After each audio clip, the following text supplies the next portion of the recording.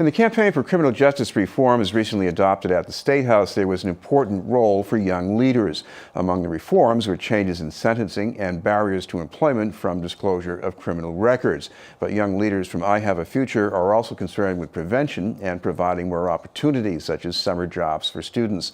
To tell us about their efforts is our guest from the state budget campaign, Gant. Thank you very much for being with us, Zakaya. It's a pleasure. It's a pleasure. I want to ask you what made you interested in getting involved in this campaign to begin with?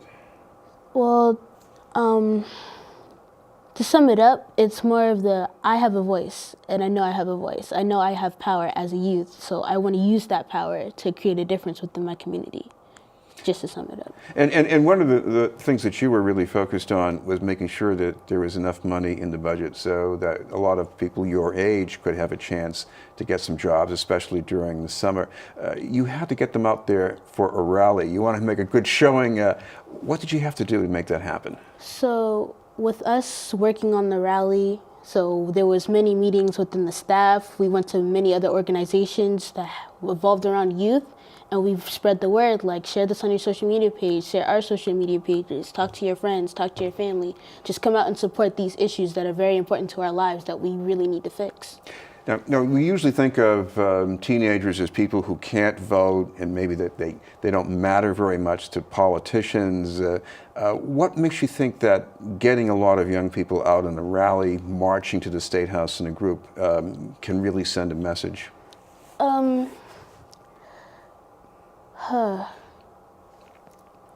It's a sense of unity. So we do have power. Rather than the fact that we can't vote, we can't really decide on the decisions that lawmakers do. But we do have power. We do have the same voice, just as our adult counterparts. Like, you stripping that away from us, it just feeds into the insight that we really don't have the chance to do anything. So coming together, having the rally, having all these other events that we have planned out, and making sure that the youth are the main focus of it, it's really important. How did it feel that day when you were doing that? At the rally, it was overwhelming, honestly. So there was a lot of youth coming in, just like group by group. We ran the sign-in sheets. It was crazy. But it's like, looking at it from a deeper perspective, it's like many of these youth they're either from Boston or they're coming outside of Boston, and they're coming to support that we do have power, we do have a voice, and we do want to use that to end youth criminalization and fund for full youth employment. Explain a little bit about some of the things in the reform bill that would reduce criminalization. I know one thing, I guess, that they changed the amount of money that's involved in order for a larceny to be considered a serious crime. Mm-hmm. So, can you repeat the question? Well, let me ask you about some of the other things going on here. I mean, one of the other important changes is that the age at which a crime would be considered part of juvenile jurisdiction. And I think before it was 17, and I guess you want to put that up a little bit higher. So we were all happy about it, that the first part of the raising the age bill was passed. So that will exclude 7 to 12-year-olds from being part of the criminal justice system. So that was a big go. But we still have a long way to go with the second part of the raise the age bill. So right now, 18-year-olds can be put inside the system with adults, and which should not be fair. The human brain doesn't stop growing at the age of 25. Doing that at a young age of 18 when you're still in high school, well, you're getting out of high school, transitioning into college, you're still learning and developing stuff inside your brain. So it's like you stripping that away from us and putting that into jail, but there's not that many opportunities for us to get our education and find a job after that and providing for our families. It's really important that we need to change that, because including them into the juvenile justice system, they'll get the support they need, they can join programs, they can get their GED. It's all very important to our future that we really need to change. Well, you are one of the young people with a job. How does that make a difference for you? I'm kind of a stepping stone, but a really big stepping stone, to say it. I have the opportunity to use my job to commit to my other friends and the people around me to get jobs, because this is really important. Some of us have to use this money to provide for our families, provide for ourselves. Some of us are homeless. We need to fix that.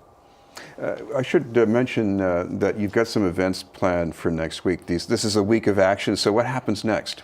So with the Week of Action, we're focusing mainly on the House of Representatives to focus on passing for more funding in the Youth Works line item budget and to pass these other bills around juvenile justice. So with the Week of Action, on the 23rd and the 25th, we're asking people to share stuff on social media to just get it out there, get the message out there, give a voice to us young people.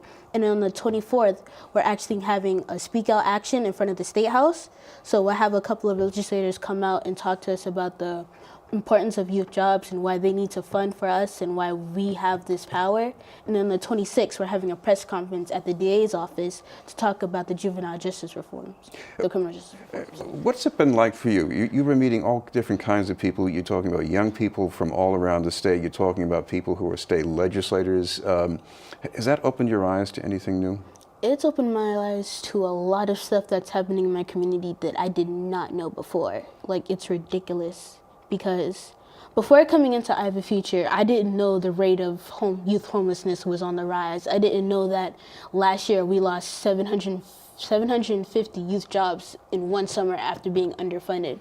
It's just informing and enlightening. It opens your eyes to a whole bunch of perspectives that you didn't understand before. Well, that's all the more reason for young people, and as well as some people who are older than that, to check out your social media. So what's the best way for people to do that? So on Facebook and Instagram, it's ihaveafuture.ma, and on Twitter, it's We Have a Future. Thank you very much for being with us. Zakiah Gant from I Have a Future.